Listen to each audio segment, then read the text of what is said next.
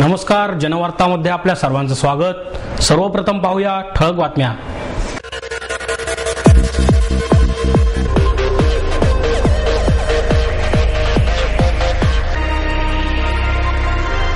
अविनाश धर्माधिकारी यांचा शिवसेनेसह सर्वपक्षीय राजकारणाचा राजीनामा। श्रीरामनवमी शहरात मोठ्या उत्साहात साजरी। सूर शाश्वत आणि वैविध्यपूर्ण असतो। गाण्याच्या कोणत्याही प्रकाराने रसिकांसमोर आला तरी त्याचा प्रभाव कायम राहतो। गायिका सावनी शेंडे यांचं मत। सिंहगड किल्ल्याच्या परिसरात जिवंत जाळलेल्या तरुणीची अद्याप ओळख नाही।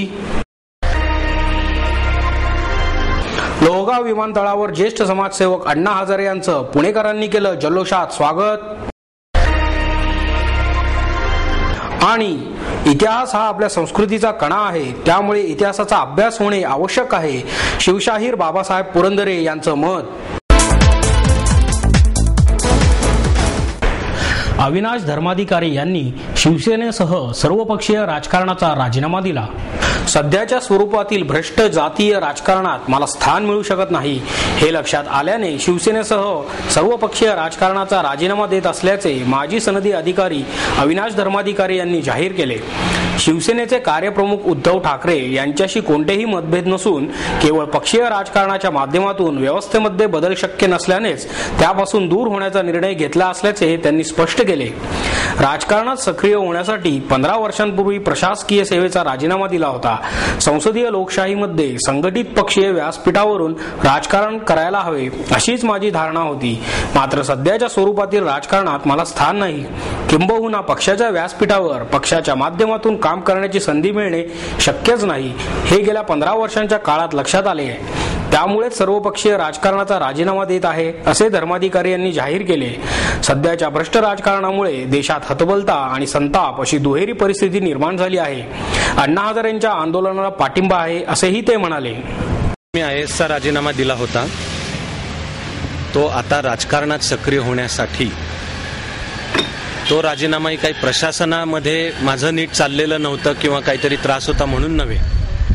आजही प्रशासन हे एक देशसेवेचं माध्यम आहेच आणि असं शैक्षणिक काम मी करतोच आहे, पण देशाचं जे राजकारण अंतर्बाह्य गलिच्छ झालेलं आहे ते बदलायचा आपल्या परीने प्रयत्न करावा म्हणून मी शासनाची सर्व सुरक्षितता आणि सर्व सोडून बाहेर पडलो। आता या गोष्टीला 15 वर्ष होत आहेत आणि तऱ्हातऱ्हांनी माझ्या परीने विविध प्रयत्न माझे करून झाले, विचार मांडून झाले, त्यावरच्या चळवळी घेऊन झाल्या। मी स्वतःला घेतलेले 15 वर्ष देऊन आता निष्कर्ष म्हणतोय की राजकारणातही आणि देशात जे बदल व्हायला पाहिजेत त्याला पक्षाच्या व्यासपीठावरनं काम करण्याच्या तर मला काय संधी आणि शक्यता दिसत नाहीत। म्हणून आज जेव्हा शिवसेनेचा राजीनामा देतोय तो केवळ शिवसेना अशा एका पक्षाचा राजीनामा देतोय असं नव्हे, तर मी पक्षीय राजकारणाचाच रस्ताच सोडून देतो। मी 12 मार्च 2009ला म्हणजे शिवजयंतीला औपचारिकरित्या सेनेमध्ये प्रवेश केला होता। त्याच्या आधी एक 4-5 महिने माझ्या सातत्याने उद्धव ठाकरेंची भेटीगाठी झाल्या। महाराष्ट्र आणि देशासमोरच्या अनेक प्रश्नांवरचे धोरणं आणि कृतीच्या कार्यक्रमाच्या दिशा काय असल्या पाहिजेत ह्याच्या झाल्या। आणि जेव्हा एक मला मनाला विश्वास पटला की मग शिवसेनेच्या व्यासपीठावरनं हे घडेल आणि ते घडवण्यासाठी आपल्याला योग्य संधी देण्यात येईल म्हणून मी प्रवेश केला।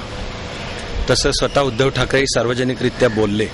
ऍक्च्युअली मी तुम्हाला फार मोकळेपणाने सांगतोय की मला काही उद्धव ठाकरेंवर सुद्धा मला काही आरोप प्रत्यारोप करायचे नाहीत। मी तशा प्रकारचा माणूस नाही आणि कुठल्या तरी वैयक्तिक नाराजीतून मी शिवसेना सोडतोय असं सुद्धा चित्र नाही। एक जी मी व्यापक भूमिका मांडली होती 15 वर्ष तिच्या दृष्टीने माझ्या परीने केलं काम, ते म्हणजे आपला देश हा लोकशाही देश आहे, माझा त्या लोकशाही प्रणालीवर माझा नितांत विश्वास आहे, म्हणजे माझी श्रद्धा आहे। पण दुसरीकडे राजकीय सामाजिक चळवळींपासून काही मी दूर होत नाहीये।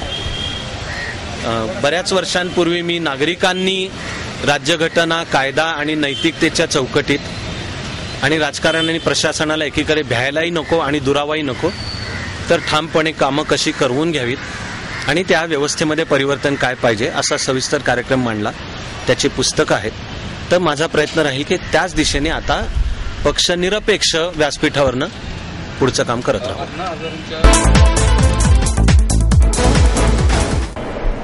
संपूर्ण शहरात श्रीरामनवमी मोठ्या उत्साहात साजरी करण्यात आली.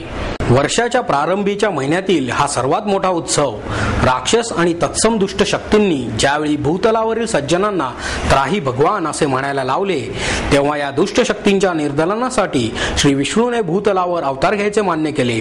हा अवतार म्हणजेच प्रभू रामचंद्र. रामचंद्र हा राजा दशरथ आणि त्याची राणी कौसल्या यांचा पुत्र. त्याचा जन्म झाला तो दिवस चैत्र शुद्ध नवमीचा. श्रीराम जन्माला आले ती वेळ मध्यान्ह होती आणि नक्षत्र पुनर्वसू होते. श्रीरामाच्या सर्व देवालयातून माध्यान्हीला हा उत्सव थाटात साजरा केला जातो. या दिवशी स्त्रिया आणि पुरुषही संपूर्ण दिवस उपवास करतात, जन्मावेळी कीर्तन करतात. राम मंदिरात चैत्र शुद्ध प्रतिपदेपासून रामनवमी पर्यंत रामाचे नवरात्र असते. या दिवसात रोज कथा, कीर्तने, प्रवचने आणि राम गुणगान केले जाते. नवमीला श्रीरामाच्या पालखीची मिरवणूक काढतात. आदर्श राज्य म्हणजे रामराज्य ही वस्तुस्थिती आजच्या लोकशाहीतही मानली जाते. रामाचे स्मरण झाले की त्याची पतिव्रता पत्नी सीतामाई, भरत, शत्रुघ्न आणि लक्ष्मण हे बंधू आणि सेवक हनुमान यांचीही आठवण सहजी होते. रामकथा ही भारतीयांच्या रक्तातच भिनलेली आहे. राम हा विष्णूचा 7वा अवतार. दुष्टांना वचक बसवणे आणि सज्जनांना अभय देणे हे त्याचे जीवित कार्य. रामाने नेम धरून मारलेला बाण कधीही फुकट गेला नाही. एक बाणी, एक वचनी आणि एक पत्नी रामचंद्राला म्हणूनच मर्यादा पुरुषोत्तम म्हणतात. रामनवमीचा हा उत्सव सर्वत्र मोठ्या भक्तिभावाने साजरा केला जातो. सूर शाश्वत आणि वैविध्यपूर्ण असतो. गाण्याच्या कोणत्याही प्रकारातून तो रसिकांसमोर आला तरी त्याचा प्रभाव कायम असतो, असे मत गायिका सावनी शेंडे यांनी व्यक्त केले. अक्षर स्पर्श ग्रंथालय आणि राजहंस प्रकाशनच्या वतीने डॉक्टर आशुतोष जावडेकर यांनी लिहिलेल्या नवे सूर नवे तराणे या पुस्तकाचे प्रकाशन शेंडे यांच्या हस्ते करण्यात आले. अक्षर स्पर्श ग्रंथालयाच्या संस्थापिका विद्या बाळ अध्यक्षस्थानी होत्या. यावेळी डॉक्टर सदानंद बोरसे उपस्थित होते. यावेळी बोलताना शेंडे म्हणाल्या, गाण्यांच्या प्रकारांमध्ये वैविध्य असले तरी ते सुरेल असते.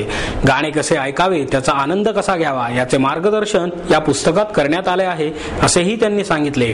डॉक्टर जावडेकर म्हणाले, संगीत क्षेत्रातील काळानुरूप होणारे बदल आणि कवितेच्या पलीकडे काय आहे हे शोधण्याचा प्रयत्न हे पुस्तक लिहिताना केला आहे, असेही त्यांनी नमूद केले.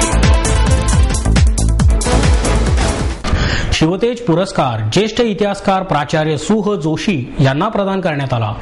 लाल महालात दरवर्षीप्रमाणे यंदाही मोठ्या उत्साहात शिवतेज दिन साजरा करण्यात आला. यंदाचा शिवतेज पुरस्कार इतिहासकार सुह जोशी यांना मालचंद वडके यांच्या हस्ते प्रदान करण्यात आला.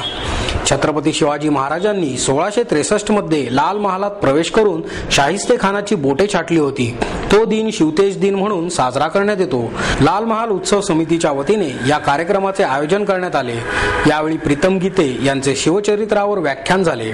यावेळी इतिहास संशोधक पांडुरंग बलकवडे, त्वष्टा कासार समाजाचे अध्यक्ष चंद्रकांत वडके, शेखर शिंदे, शाहीर हेमंत मावळे, माजी नगरसेवक मिलिंद एकपोटे आदी मान्यवर उपस्थित होते.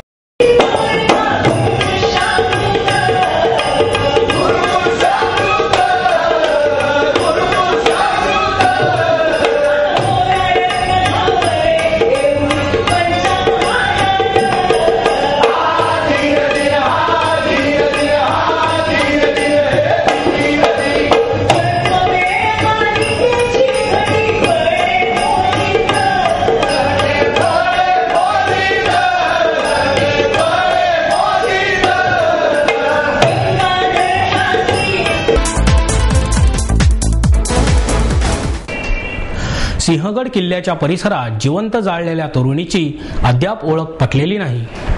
या पार्श्वभूमीवर हवेली पोलिसांनी पुणे शहर आणि ग्रामीण भागातून बेपत्ता झालेल्या तरुणींची माहिती संकलित करण्याची मोहीम हाती घेतली आहे. सिंहगड किल्ल्याच्या परिसरात 11,000 पॉइंटच्या नजीक असलेल्या डोंगर उतारावर एका तरुणीचा जळालेल्या अवस्थेत मृतदेह आढळला. पोलीस पाटील अंकुश पायगुडे यांच्या निदर्शनास हा प्रकार आला.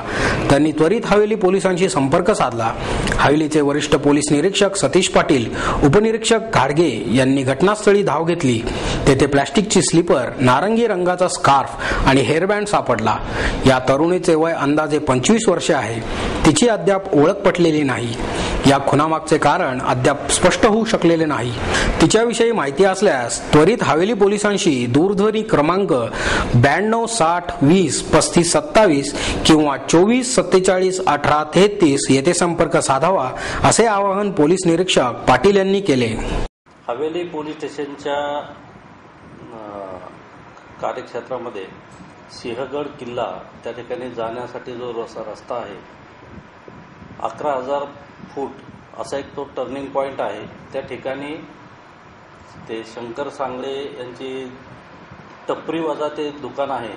त्याच्या शेजारी रस्त्याच्या कडेला असलेल्या संरक्षक कठाड्याच्या बाजूला एका अज्ञात स्त्रीचं वय अंदाजे 20 ते 25 वर्ष कोणीतरी अज्ञात आरोपीने तो देह त्या ठिकाणी तिचा खून करून जाळलेला आहे.